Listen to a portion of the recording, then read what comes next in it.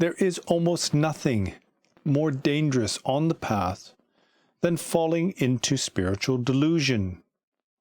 And one might wonder, why is it that we so easily fall under the power of self-deception? I mean, we've all heard of the consequences of becoming indoctrinated into negative spiritual cults. Nevertheless, it seems that we are totally unprepared when we ourselves fall victim to such delusion. There are many different types of spiritual delusion. The most obvious manifestations are seen in these negative cults. Suicide cults, starvation cults, for example, Jonestown, and the Manson family. However, there are less extreme examples of such mentality on the path. One could argue that many members of megachurches and followers of internet gurus are themselves members of cults.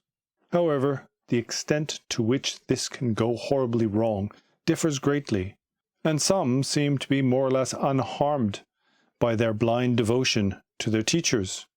Setting aside the extreme cases that lead to mass suicides, etc., and many people who become involved in religion end up giving away all their possessions, and some of these later regret it. But there are much more subtle forms of spiritual delusion, and that's generally associated with one's own practice. Part of the problem is, when we come to the path, then immediately we're looking for something extraordinary, supernatural or special in some way. And although we may be able to think critically in our daily lives and rely on scientific knowledge, when it comes to religion, all of that goes out the window. And we are ready to accept nearly anything that is suggested to us. As I've said previously, then the real charlatans are actually quite rare. In my own opinion, then probably most of the leaders of these poor, misguided individuals themselves believe they are doing something positive or beneficial. But because they have not conquered their own ego pride, their desire, their anger, and jealousy, then they themselves are subject to fall. Many spiritual teachers start off with good intentions. However, as soon as they become famous and begin to profit from their spiritual organization, they often become radicalized. As I said before, the issue is whether or not one has conquered one's own negative emotions. And until that has happened, then one needs to be extremely careful when trying to benefit others on a profound level, for example, through the spiritual path. However, we ourselves, when we practice, are prone to this type of self-deception. There are many examples of Westerners who have traveled to the East in the pursuit of spiritual knowledge, and then, having fallen under the sway of their ego pride and self-deception, return home, professing themselves to be special or enlightened beings. No doubt they themselves believe this, but underlying is this desire, this ego clinging, that drives the entire mundane world. And because they have not overcome this ego clinging, then they fall into the trap. It's the guru trap. However, these misguided teachers are not the ones who establish them on that path. In fact, it's their students and disciples. Because their students see them to be something special and spoil them, then those teachers become corrupted by their own ego pride. Probably one of the most important things you need to learn on the Buddhist journey is to be critical. And that means being critical of Buddhism itself, and also critical of Buddhist teachers. Just because someone has a big name or is the head of an organization doesn't mean that they themselves are even a good person. An authentic teacher should have at least two qualities. That is, they should be learned, and that means they have to have something to teach. They need to have themselves studied the methodology that leads to spiritual awakening. And the second thing they need is to have compassion, because that teacher needs to be working for the benefit of their students. However, if that teacher is still gripped by selfish ego pride, then even if they think what they are doing is for the benefit of others, they will work for their own benefit. And the more famous, powerful, and wealthy they become, the more their interests in self will increase. This is exactly what happened to Osho. Because his students treated him like a god, he himself began to believe the myth. And because he had not conquered his own desire, then he began to use his own students to enrich himself and for his own pleasure. Many Westerners have returned home, preaching their own specific brand of Buddhism or Hindu spirituality, and proclaim themselves to be special or noble beings. But in general, this is a sure sign that they've fallen under the power of self-deception. I've mentioned this story before, but there was a European who traveled to Nepal, and having misunderstood the guidance of his teacher, he became to believe that he himself was the incarnation of a special being. And when he returned to England, what he did was establish his own cult. I wouldn't say it's a terribly negative cult, but what is clear is that he uses the resources of his students to enrich himself, and not only that, uses others for his own pleasure. And of course, if that's the case, then there's no way he can really benefit his students.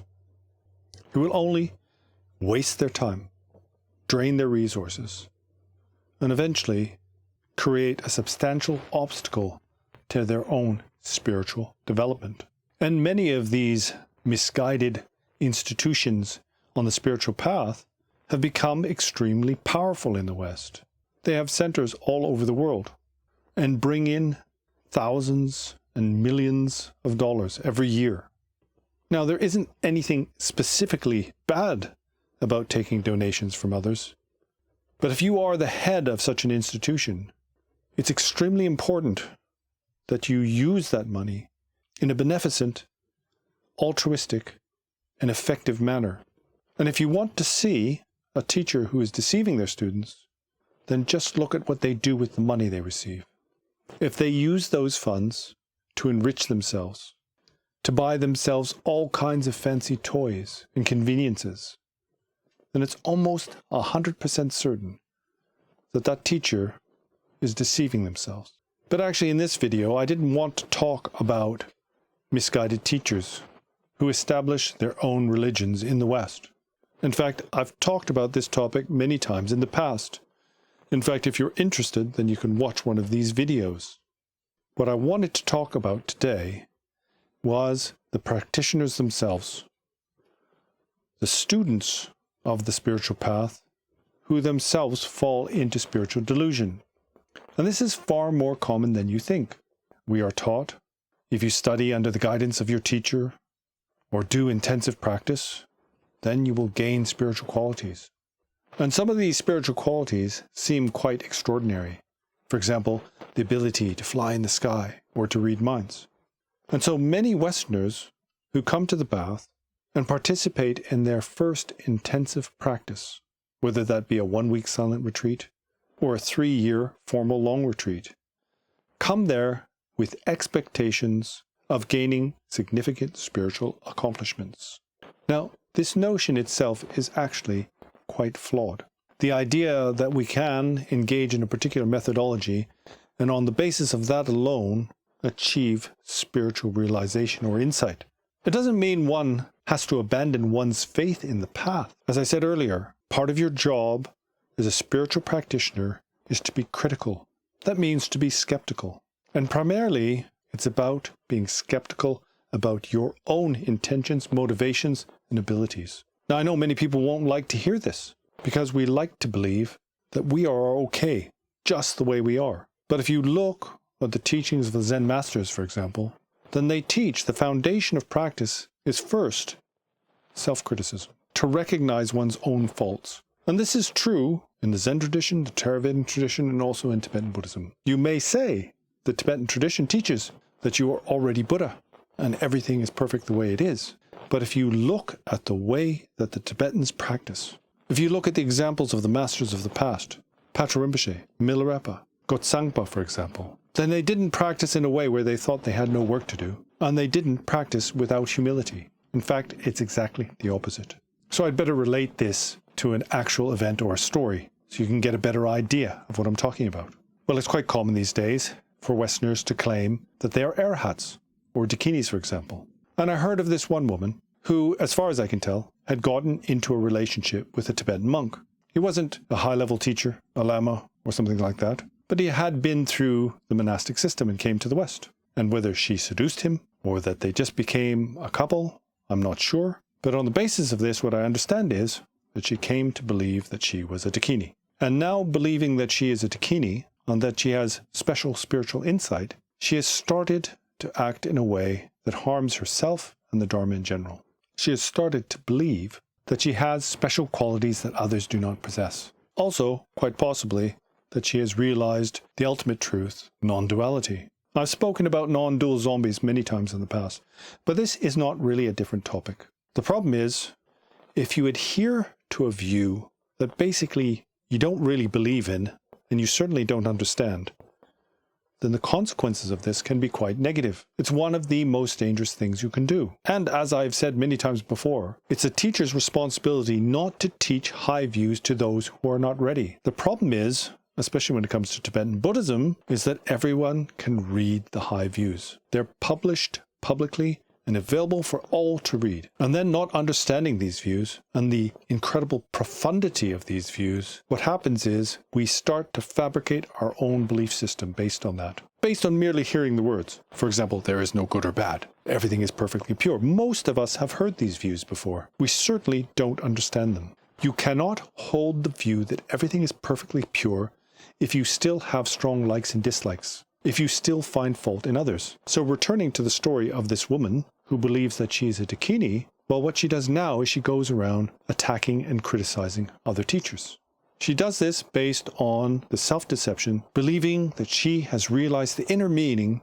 For example, everything is perfectly pure. The way it's taught is that for somebody who has realized non-duality or the Vajrayana view, then they see all beings to be perfect, like Buddhas and Bodhisattvas. So how could you have pure view and at the same time think others are terrible? For example, to think that teachers are molesting their students. And also, if you have this Vajrayana view that there is no good or bad, there is no high or low, then how could you believe that you yourself were better than others? For example, that you were something special like a dakini. Now, the consequences of this kind of delusion are not necessarily that bad.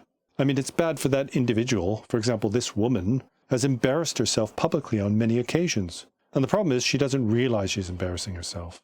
People politely nod and smile, thinking in their mind, the poor woman, she's gone absolutely crazy. Of course, for her, she believes that everything is fine. But it's going to be an obstacle if she truly wishes to progress on the spiritual path. I've said this before many times. If you think you're already there, then you have no good reason to travel the path. And so after a few weeks or years of meditation, you believe that you are some special incarnate being, then you're not likely to continue to exert yourself. And really, this is the most important thing. Although, yes, it's taught all beings are by nature Buddha, this primordial purity that we all possess is buried deep under all the garbage that we keep in our minds. Our job is not to develop awakening, it's to clear away all the filth. This filth, contamination, whatever you want to call it, is nothing other than our misconception. And spiritual delusion is the worst form of misconception. We like to think that what we're promoting is a view of purity, a boundless view of infinity. But the reality is we are just imputing an artificial view on top of our garbage heap of misconception. Not only misconception, but also negativity. And what is that negativity? That negativity is jealousy, pride, anger, resentment, greed, ignorance, these sorts of things. It's said, Dharma not practiced in accordance with the Dharma only leads to rebirth in the lower realms. And spiritual delusion is one of the worst forms of misconception. Believing you're something special when you've not even begun on the path is extremely dangerous for yourself. Not only will it cause you to engage in negativity, for example, disparaging others, especially disparaging others who are sublime beings or who are advanced spiritual practitioners. But also, it will stop you from progressing on the path. As I said, if you feel like you've already arrived at the end of your journey, you're not likely to go on that journey. And so you'll never get there. But the other thing that is very dangerous and very negative about falling under this kind of self-deception is that you will turn others off of the spiritual journey. As I said, this woman has repeatedly embarrassed herself in front of others. And when those who are not that knowledgeable about the spiritual path see this kind of behavior, it doesn't exactly encourage them to travel the path themselves. In fact, they're likely to think that all Buddhists are crazy. This has been a huge issue in the past in the West, because us Westerners, being rather immature when it comes to spiritual knowledge, have repeatedly embarrassed ourselves to others. And so now many people think, for example, that Tibetan Buddhism is an extremely negative religion. And many people have turned against spirituality in general. This was also the result of Osho's activities. And whereas it's quite negative to cause obstructions for your own path to awakening, it is even more negative to obstruct others on their spiritual journey. And that's because the spiritual journey is that which leads to liberation. Liberation is freedom from suffering and the realization of unending joy and well-being. And it is my wish that you yourself should progress on the path and eventually overcome all suffering in the state of liberation, and at the very end of your journey, to become a fully enlightened Tathagata, a state that is garnered only for the benefit of others. Well, that's about all I had to say this evening. And so until next time, see you later.